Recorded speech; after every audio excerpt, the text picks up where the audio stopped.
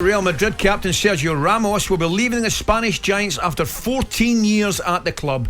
During his time in the Spanish capital, Ramos has won 5 La Liga titles, 4 Champions Leagues, I know it's amazing, and 2 Copa del Rey. It's unbelievable, incredible. Yeah. Football journalist Fabrizio Romano squashed rumours, though, that linked the 35-year-old centre-back to Seville and said the Los Blancos legend is currently in contact with another club. But who could it be? He's I think 35, but he's still. Listen, if I'm Manchester United, I'm getting straight on the phone. If I'm Ole Gunnar Solskjaer, I'm doing everything in my power to try and get him to come to the football club, even if it's for one season, because he's a world-class centre-half, amazing player, and he's what I think what they need. I know, all right, he's 35, but he still looks fit as a fiddle. I know he had a few injuries last season, but what a player to try and get to your club. He's won it all. He's done everything. You know, I think it'd be great for someone like Man United. I really do. He's got 101 goals for Real Madrid. And it's a by the way, centre-half. Important ones as well. I mean, remember the Champions League and things like that. I mean, proper warrior. You look at Thiago Silva, like they signed him from PSG, and people say he's a classic example. Yeah, he's a bit old, but his sign was brilliant. Won the Champions League. You know, like I just think if you could get him, it would be an incredible sign. I really do. I think he'll go PSG though.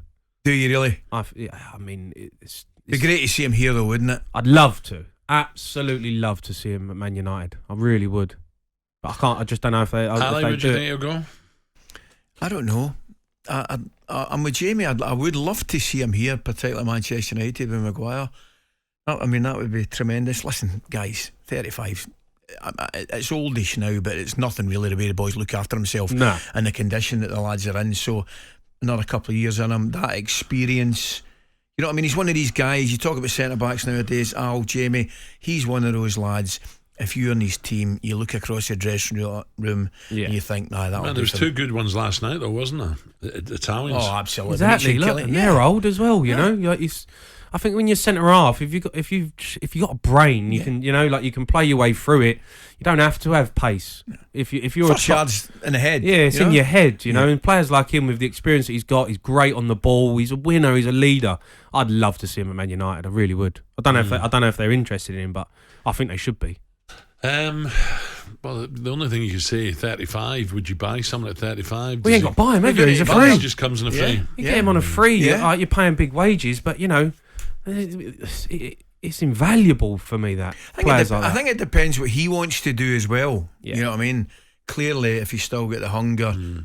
I mean, you look at somebody like Ronaldo's just unbelievable. His game has certainly changed over the years because of his age. But I think Ramos looks to me as though he's one of those guys that would just, you know, he just wants to play. I tell you, it was underrated. You're talking about Thiago Silva and people like that, but what's his name? Maldini was amazing. Oh, he was tremendous. He was tremendous. Costa Curta. But Cannavaro. Cannavaro was unbelievable. He was a great signing. I think he might be, I'll probably get corrected by this, he's probably one of the few defenders, certainly in recent years, that's won the Ballon d'Or. The year Italy won the World Cup was it 2006. Have you got top 5 centre-halves?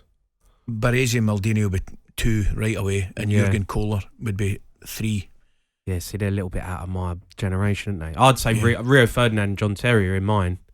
100%. Brilliant. Sergio Ramos, Puyol, and then it'd either be Ronald Koeman.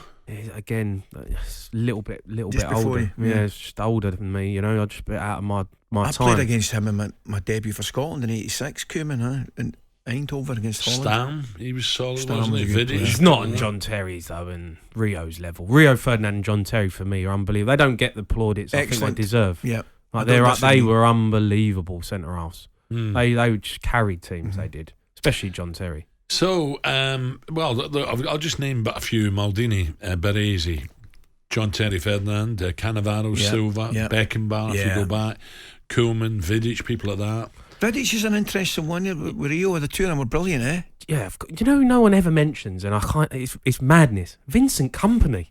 Yeah. Do you know what I mean? Like, he was unbelievable. They've taken long enough to replace him. Look as though they've done it right now. But even still, you know, like no one really talks about him being a great. I don't know whether it's because it's Man City and it's not, you know, that big, massive, huge football club with history. You know, he for 5-6 years at Man City, he was the best centre half in the world. It's unbelievable. Some great ones. You played against some tough ones, didn't you? Well, the Aberdeen boys were tough as well. I'll tell you right now, the Aberdeen boys were brilliant. Muller and McLeish were absolutely tremendous. Big Jockey Hansen, what class, wasn't he? He was just absolute a Rolls Royce, class. wasn't he? Tremendous footballer. Absolutely tremendous Who was footballer. the best player you ever played against? I've been on, but same Big Al, I've been on the same football pitch as George Best, Yeah. Kenny Dalglish, you know, boys like that who Unbelievable. phenomenal. Yeah. Phenomenal. You ever play against Maradona or anyone like that? No, because he's probably one of my heroes. But I actually beat Argentina 1-0 at Hampden pre-World Cup '90, but he didn't play. He didn't play. No. Platini played against him. Boniek played against him. Yeah, Platini. Oh. Platini was tremendous. Was it? What European Championships was it? 84 or what? He was absolutely amazing. I played against that him team. 81. Remember that midfield? It was Platini, Jerez, and who was the other one? Oh no, Platini, Alan Jerez, and I can't remember. It'll come to me. Anyway, they were what a side they were. Was there anyone like you played against and you thought, I just can't get near this guy? George Best, I mean, I guess is. Well, Johnny Watt told me Maradona, and Maradona was very young at Hampden. He says, "Who's this guy?" And then in the end, he said, I was at the game. I'm just going to have to kick him. He said, just bounced off him. Jamie, He said, I promise you. He was like a right solid. Yeah. He said, I tried to boot him, bounced off. Tell me you've watched the. I'm not sure whether it's Netflix or one of these things. Tell me you've seen the programme on Maradona. I've seen some of them. Jamie, I don't, there's you loads, isn't there? must watch the documentary on Maradona. Do you know the one thing? I mean, clearly his ability is there for everybody to see. It's frightening. But you know the one thing that resonates with me when I watched it again, and I forgot the brutality, the brutality of the tackles. I mean, He's trying to break his legs. Well, Pele had that, didn't he? In the World Cup, Pele alive. got booted all over the place. Some of the close-up shots of some of the tackles going in. I mean, that the butcher of Bilbao, was it Goya Kachia? He should have got 6 months for that tackle alone, man. It was horrendous.